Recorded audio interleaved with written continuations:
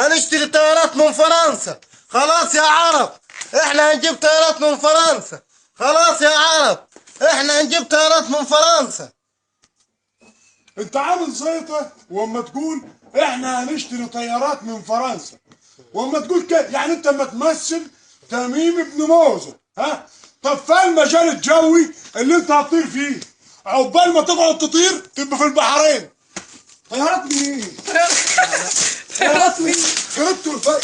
يلعن ابو قطر وابو تميم وابو موزه.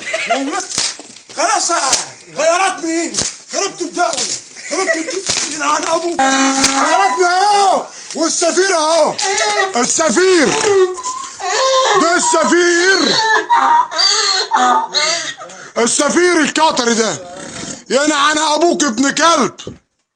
بالنسبه للاشكال بتاع قطر دي، اشكال لازم تنضرب بالجزمه، اشكال لازم يتعمل لها زي داعش.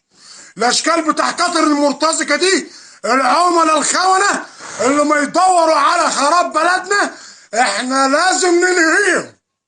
وشكرا.